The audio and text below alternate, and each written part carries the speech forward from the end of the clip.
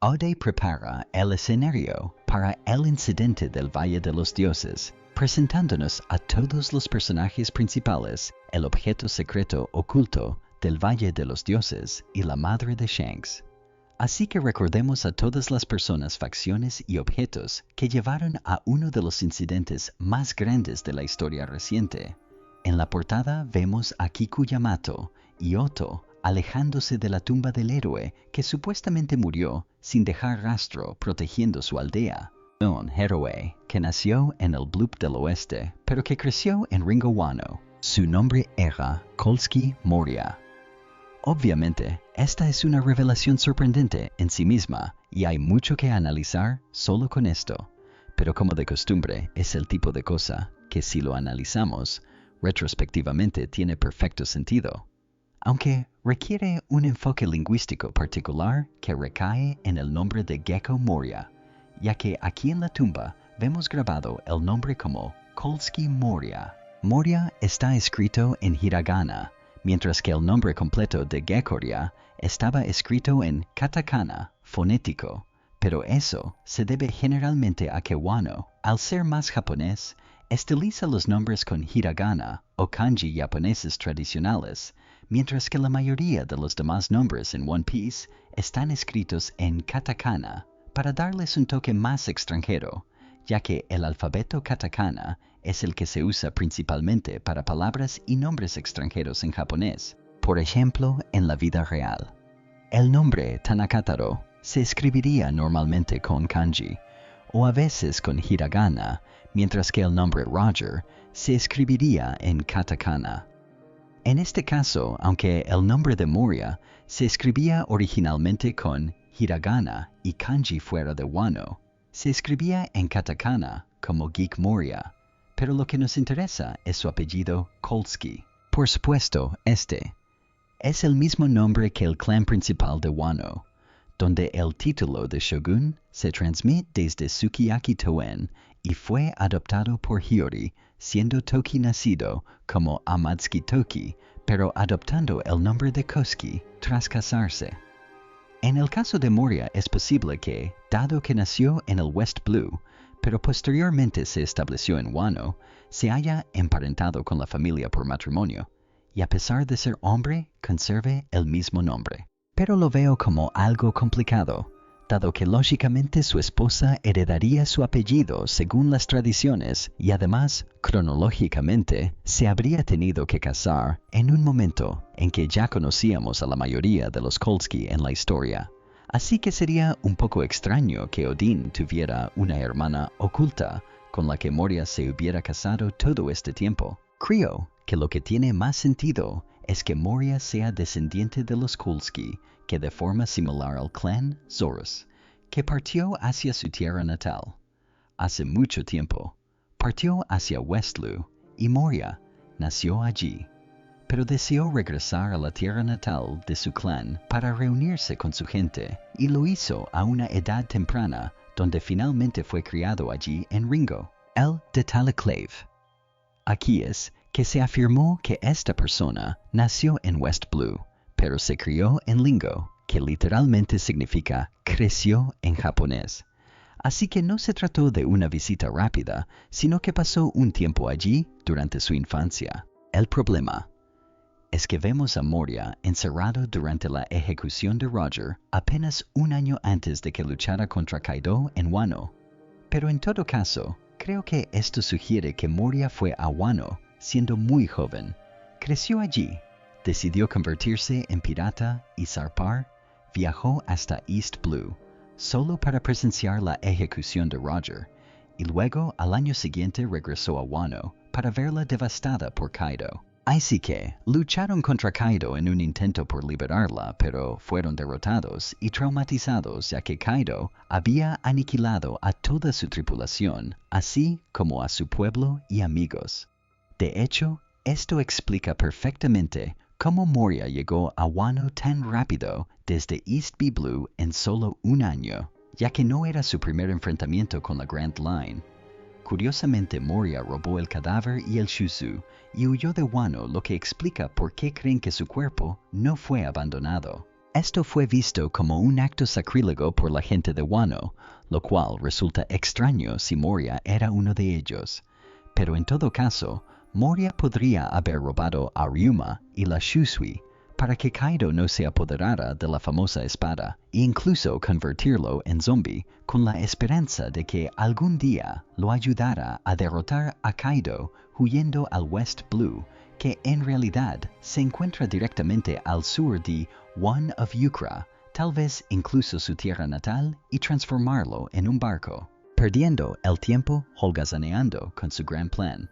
Ahora bien, también es completamente posible que Moria fuera simplemente alguien de West Blue, pero que hiciera algo tan honorable durante su infancia en Ringo, y que aún así fuera aceptado en la familia Koski, o que le otorgaran el apellido de alguna manera. Pero independientemente de cómo lo obtuvo, es ciertamente extraño que se le considere un Kolsky cuando su nombre es Gecko Moria, lo cual no explica los dos apellidos diferentes, a menos que uno hable japonés, porque como vemos aquí, y como se escribe generalmente Kolsky, se forma con los kanji de luz y luna Hikari Anzuki. La lectura se invierte para que suene más poético, como un apellido, Kolsky. El significado de este kanji es luz de luna, que en japonés también se puede pronunciar como Gecko. ¿Te das cuenta ahora de que Gecko escrito en katakana es solo una lectura alternativa de Keisuke? Así que, en realidad, no son dos apellidos diferentes, sino el mismo, solo que se pronuncia de forma distinta debido a cómo funciona el japonés, donde las palabras pueden pronunciarse de diferentes maneras. Es algo que pensé hace muchos años. Jaja, qué coincidencia graciosa, pero nunca imaginé que sucedería así, y de hecho estaba predestinado.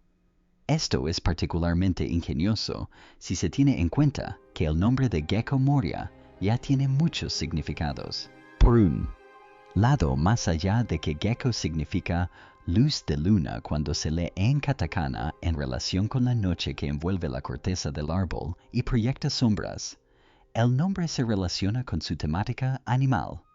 Como muchos otros shukai, su nombre proviene de un animal. En este caso, la romanización oficial de Gecko se escribe con una CK como el animal.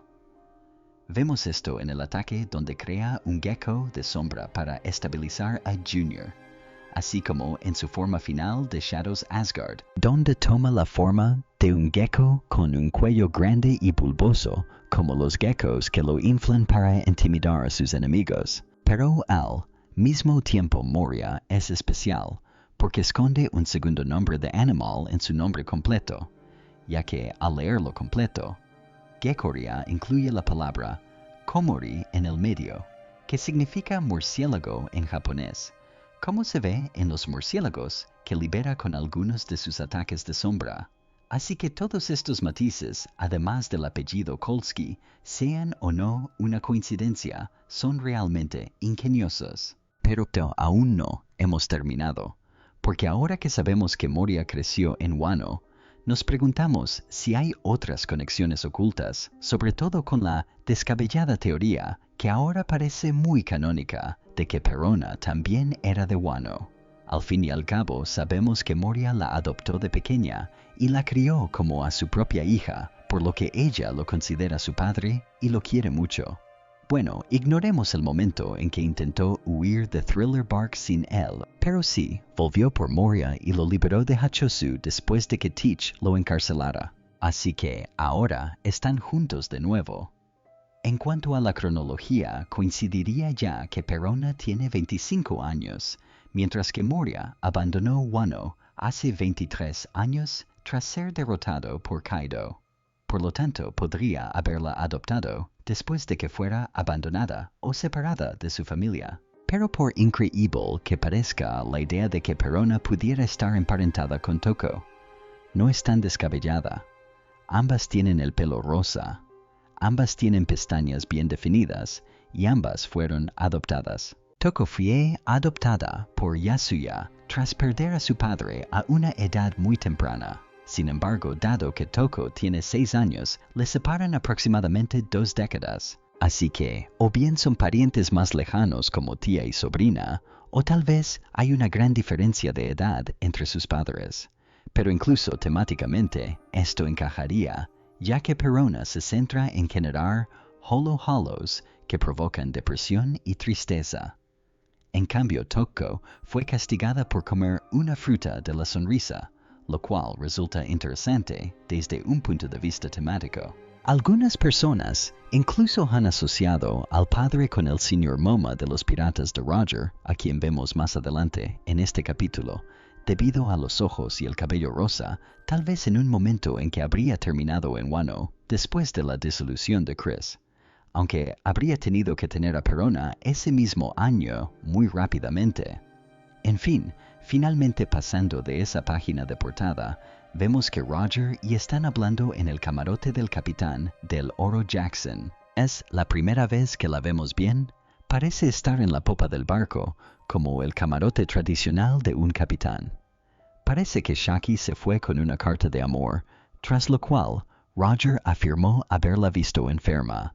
Probablemente se trate de mal de amores, ya que se ha enamorado del único hombre que la ha tratado con normalidad hasta ahora, y por eso quiere volver a verlo y estar con él, lo que podría haber sido parte de la razón por la que decidió abandonar la estresante vida pirata. Como Glorious decidió que el mal de amores fue una de las principales razones de las abdicaciones de ambos, mientras Roger declara que no se dará por vencido con Shaki, vemos a otros miembros de la tripulación, incluyendo al señor Memora, Peter Mu el artillero, Tonino el timonel, Sanbel Spencer, el oficial de inteligencia, Taro Gandu Moon Isaac Jr., el oficial de estado mayor táctico, C.B. Gallant y Banco.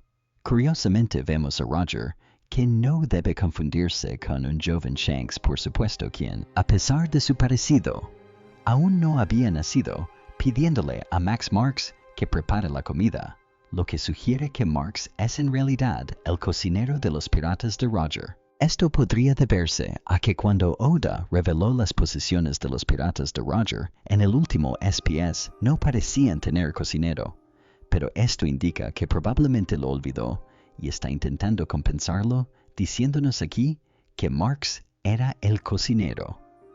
Curiosamente, la forma en que Roger exclama «Tengo hambre» o «Quiero la comida de Mark» es exactamente igual a como Luffy le pediría comida a Sanjay. En efecto, en Marihuana se gestaban acontecimientos hace 4 años, en 1484. Vemos a un Coven Garling hablando con Gorey. En ese momento ya era un caballero divino, pero como muchos han señalado, resulta interesante que haya envejecido hasta la vejez, sobre todo si tenemos en cuenta que hemos visto a caballeros divinos como Goku, que aparentemente conservan su eterna juventud, pues en su día conoció a Bru, siendo aún un niño pequeño, tal como aparenta ahora, hace mucho tiempo. Entonces, es la juventud eterna que podría o no estar ligada a la marca como un paquete, o en cambio ser separada, solo otorgada a caballeros divinos muy específicos del más alto calibre, la posición que Garling aún no había alcanzado. ¿O hay una razón específica por la que Garling no envejeció? Garling menciona hacer una parada en God Valley en el azul oeste durante una misión donde la isla posee un país con su propia cultura independiente y distintiva, a pesar de no ser un país gubernamental. Por eso Garling propone que sea el próximo escenario del torneo Genocida, un evento que se celebra cada 3 años, y como se menciona, acaba de ocurrir ya que debió celebrarse uno el año anterior, así que el próximo aún está a 2 años de distancia. Curiosamente, la novela de las historias de los sombreros de paja habla un poco sobre el proceso del torneo Genocida, que de hecho se publicó años antes del flashback de Kuma, aunque sin mencionar explícitamente el evento por su nombre. En una de las historias, un joven huérfano detalla cómo los dragones celestiales descendían de marihuana para conquistar países, no solo esclavizando o exterminando a toda su población, sino también apropiándose de su cultura y su idioma. A pesar de que el mundo de One Piece utiliza en general un idioma universal, conocido en japonés como Koyogal, que se traduce como idioma oficial o idioma impuesto por el gobierno, que es esencialmente lo que hoy conocemos como japonés. Existen otros idiomas, pero a medida que los dragones celestiales borran culturas y lenguas, estas se pierden en el tiempo, y en su lugar imponen el Koyugo como el único idioma que se hablará en todo el mundo.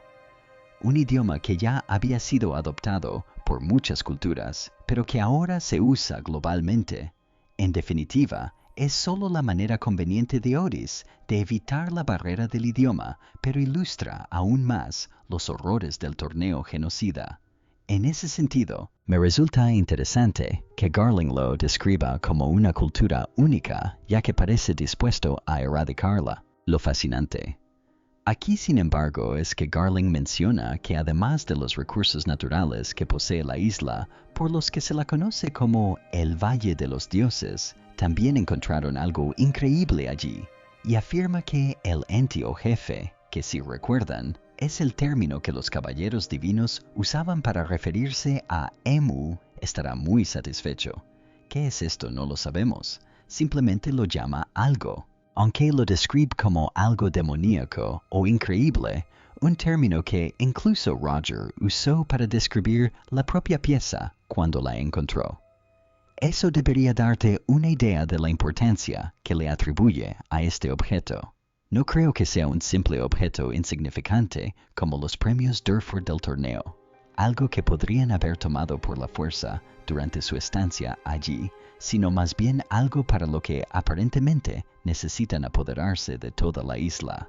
De nuevo puede que estemos malinterpretando las cosas, pero sin duda es algo lo suficientemente importante como para complacer al jefe. Pero primero veamos qué pasa en Hachosu, donde el bar de Shaki está en pleno auge. Como se indica en la escena anterior de Garling, esto ocurre hace 40 años.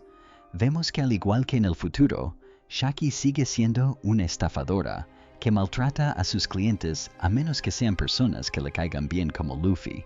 Vimos a Rox disfrutando en el bar con Limoku Stussy y Newgate, probablemente con acceso prioritario por ser el dueño de la isla.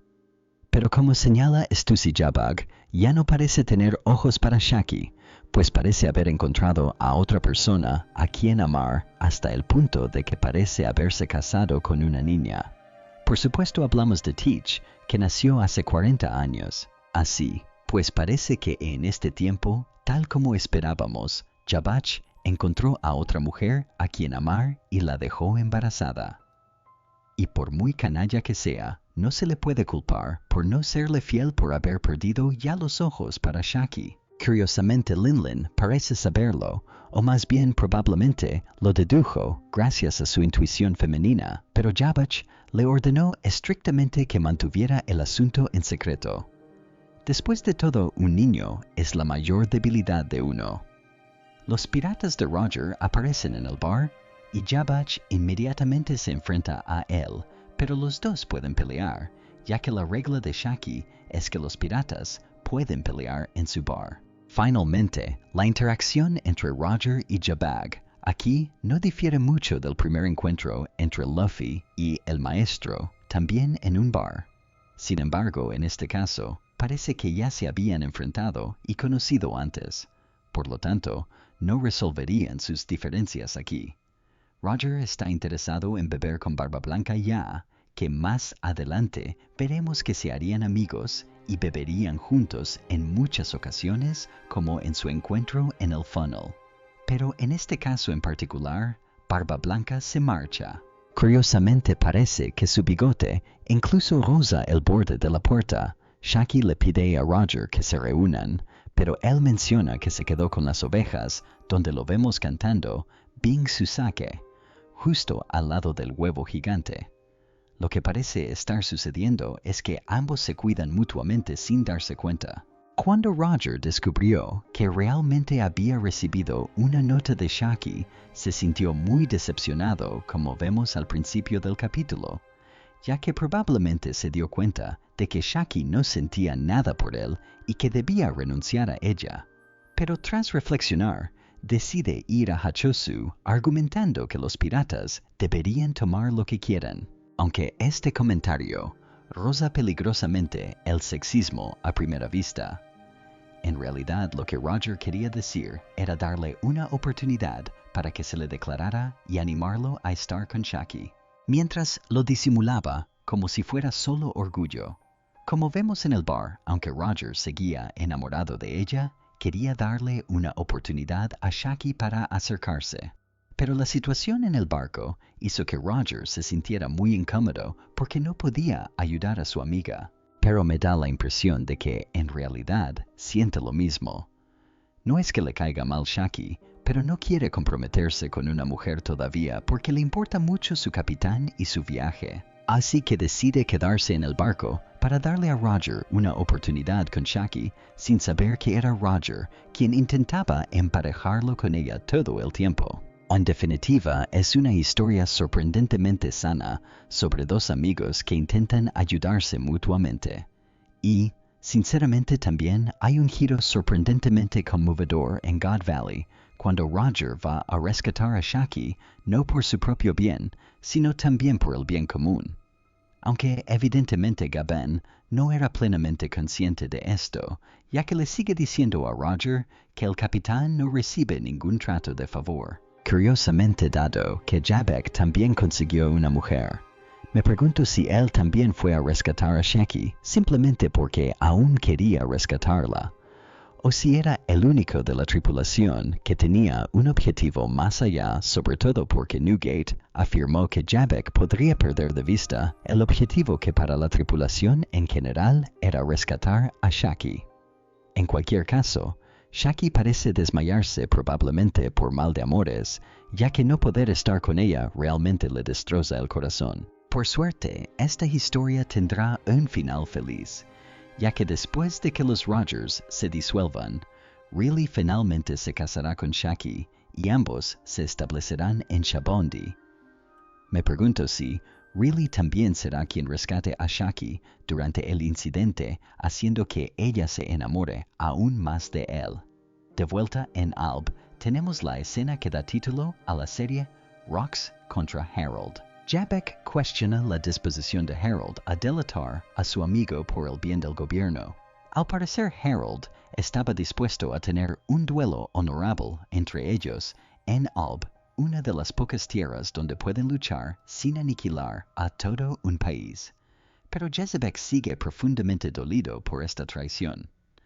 Harold discrepa con los dragones celestiales, pero aún así considera que colaborar con ellos es necesario por el bien de su pueblo y sus aliados, ya que prefiere alcanzar la paz, incluso en un mundo injusto, antes que contraatacar con aún más violencia, lo que genera un interesante conflicto moral. Sin embargo, cuando Harold menciona a los dragones celestiales, Jabag se cubre el rostro repentinamente casi como si estuviera a punto de llorar. Esto podría deberse a la traición que siente tras el avistamiento de Harold por parte del gobierno, pero me pregunto si Jabag tiene más historia con ellos o si le están recordando algún tipo de trauma. Tal vez incluso como si hubiera sido propiedad directa de ellos. En última instancia, el duelo no tendría un ganador ni una conclusión definitiva, sino que su amistad se rompería. Quizás a esto se referían los caballeros divinos y el Emu, que Harold había cometido un error y que era su culpa que Warland no formara parte del gobierno. Si hubiera matado a Jabak, el asunto se habría resuelto mucho más rápido. Sin embargo, a pesar de culparlo, el gobierno probablemente se resintió con el tiempo por no poder controlar Warland y comenzó a acelerar sus esfuerzos para apoderarse de ella. Curiosamente, el narrador menciona que Harold y Jabek no se volverían a encontrar hasta el día de aquel incidente, lo que nos confirma que Harold participó en el incidente del Valle de los Dioses. Avanzamos un año más, justo un año antes del incidente. es decir, 39 años atrás, en 1485, en el Valle de los Dioses, en el West Blue. Como sabemos, la isla está formada por un valle gigantesco en medio de su enorme montaña.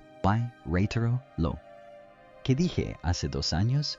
Dudo mucho que este corte tan limpio entre las montañas sea natural. Más bien creo que debió haber sido el bando de alguna batalla antigua. Evidentemente esto debió ser causado por una espada de proporciones titánicas o por una persona con una fuerza descomunal capaz de realizar semejante corte. Como podemos observar, los habitantes de la isla visten ropa de estilo vaquero, ya que la isla tiene una cultura propia del lejano oeste.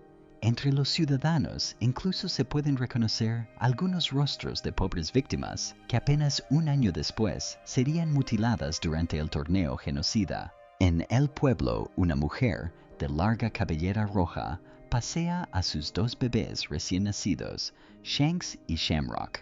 Curiosamente, el primero rebosa de alegría, mientras que el otro parece más pensativo. Un interesante paralelismo temático. Esto concuerda con el hecho de que nacieron hace 39 años. Pero lo más curioso es que su madre no es un dragón celestial, sino aparentemente una habitante del Valle de Dios.